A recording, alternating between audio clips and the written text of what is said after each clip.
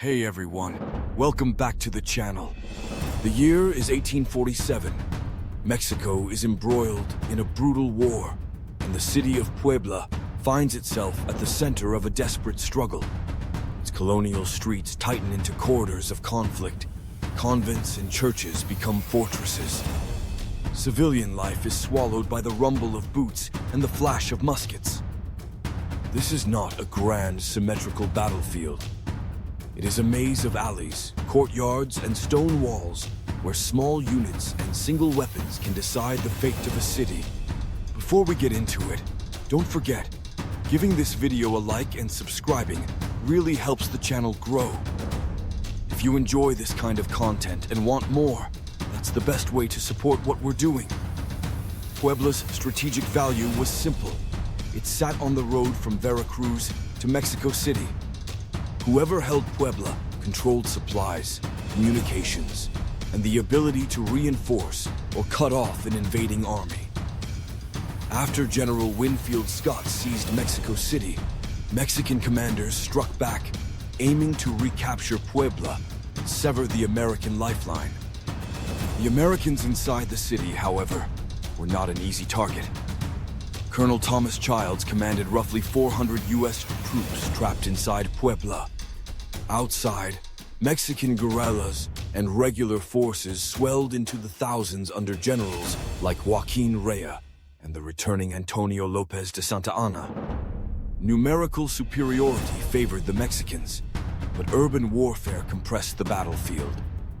Narrow streets neutralized cavalry and massed columns, making every block and building a hard-fought prize. Enter the M1841 Howitzer, a compact 12-pounder with a short tube and a high-trajectory punch.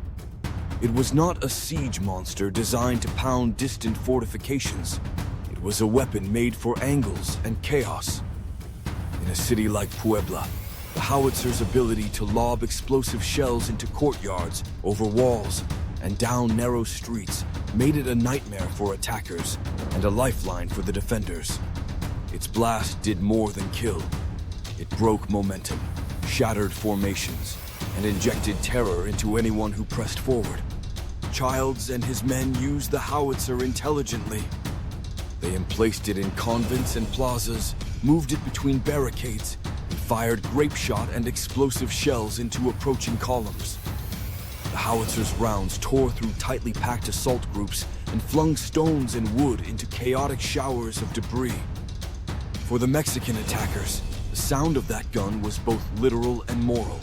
Something to avoid, something to fear. The Mexican commanders adapted.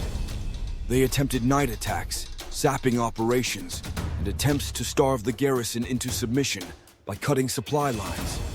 They tried to use local knowledge to exploit blind alleys and weak points in the defenders' positions. But urban combat magnified small mistakes. A single misstep in an alley could lead a group straight into a howitzer's kill zone. The defenders, disciplined and determined, maximized each advantage. Inside Puebla, conditions deteriorated. Food grew scarce, disease ran, and fatigue weakened nerves. Civilians sheltered in basements and churches, caught between cannon and counter-cannon. Yet the Americans held, rotating men, rationing ammunition, and keeping the howitzer's firing routine precise. The gun was dragged, surprisingly, through rubble and across plazas. Men risked deadly exposure to reposition it whenever attackers found a new favored avenue. At the same time, the siege had wider implications. Mexican forces attempted to block relief columns that might reach Puebla. If the Americans inside could be isolated long enough, surrender would be inevitable. That is why the relief led by General Joseph Lane in October became crucial. Lane's column fought at Huamantla and through fierce skirmishes opened the road to Puebla. When Lane arrived, exhausted defenders found their siege broken and a battered but functioning supply line restored. The Siege of Puebla highlights several military truths. Urban terrain shifts the value of weapons and the importance of morale. Artillery that might seem insignificant on an open plain can become decisive inside a city. The M1841 Howitzer's application at Puebla demonstrates how mobility, angle of fire, psychological impact can multiply defensive power against superior numbers. Discipline and improvisation counted as much as firepower. Veteran artillerymen described the howitzer as both blessing and burden. Its recoil and smoke made it hard to resupply. Each repositioning required men to expose themselves to enemy fire. Yet those risks were born willingly. The weapon's destructive arc repeatedly saved battered defensive lines, creating the breathing space needed to feed hungry troops and move exhausted units effectively. For Mexico, failure to retake Puebla was a blunt setback. It's a missed opportunity to cut American operations off from the coast, possibly change the war's fate. For the Americans, holding Puebla was a morale victory, a logistical necessity that kept their campaign alive. Yet neither side took the toll. Puebla's streets and churches bore scars. Civilians lost homes and lives. Sacred spaces were turned into battlegrounds.